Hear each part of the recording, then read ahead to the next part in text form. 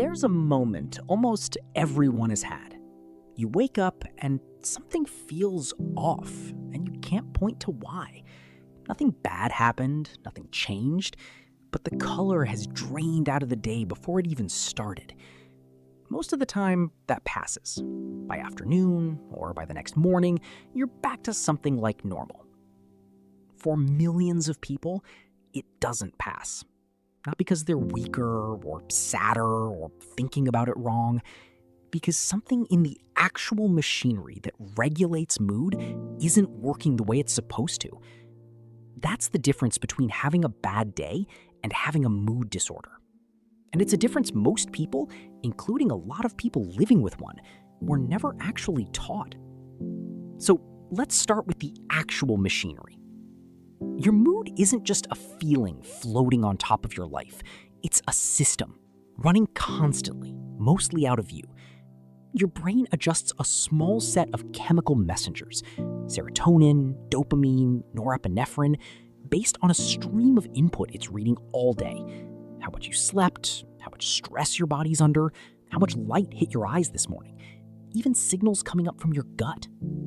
All of it gets processed and used to land you somewhere in a normal emotional range. Most days, you never notice this system exists, the same way you don't notice your body regulating its own temperature.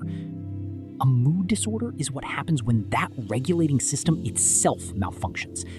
Not a bad attitude, not a character flaw, a mechanical failure in the thing that's supposed to keep your emotional temperature steady. Depression is the one most people think they already understand, and it's also the most misunderstood, because everyday language stole the word and softened it. In conversation, "I'm depressed" often just means sad. But sadness has a cause, and it fades when the cause resolves. Clinical depression frequently has no identifiable cause at all, and it doesn't lift just because circumstances improve. It can sit on someone in the middle of a good year, a stable job, a loving relationship, nothing objectively wrong, because it was never actually a response to those things in the first place. Clinically, it's marked by a persistent low mood or loss of interest lasting 2 weeks or more, alongside things like disrupted sleep, appetite changes, fatigue that rest doesn't fix, difficulty concentrating, and in more severe cases, thoughts of death. It's not one bad feeling. It's an entire operating system running underpowered for reasons that often have nothing to do with what's actually happening in someone's life. Bipolar disorder gets flattened in pop culture into mood swings, which barely scratches the surface of what's happening. The regulating system here doesn't just dip low, it swings between two genuinely different states, and both are extreme in their own direction. The depressive episodes look similar to what we just described, but the other pole, mania in bipolar 1, or the milder hypomania in bipolar 2, isn't happiness turned up. It's a different malfunction entirely. Racing thoughts, barely needing sleep for days at a time and not feeling tired, talking faster than usual, a surge of confidence that can tip into recklessness, spending, decisions, risks that feel completely reasonable in the moment and devastating once the episode passes. Some people in a manic episode also experience psychosis, losing touch with reality in ways that can be frightening, both to them and the people around them. It's not two moods. It's the same broken regulator, stuck cycling between opposite extremes instead of holding anywhere close to center.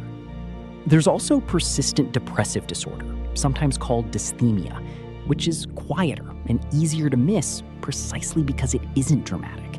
It's a lower grade depression that can last 2 years or more, sometimes stretching across most of someone's adult life. Because it never spikes into crisis, it often goes undiagnosed for years, long enough that a person can start to believe that heaviness simply is their personality, rather than a treatable condition sitting on top of it. Some people with dysthymia also experience periods of full major depression layered on top, which clinicians sometimes call double depression, a low baseline with occasional deeper drops. And there's seasonal affective disorder, which shows just how physical all of this really is. Mood shifts predictably with the amount of daylight in a day.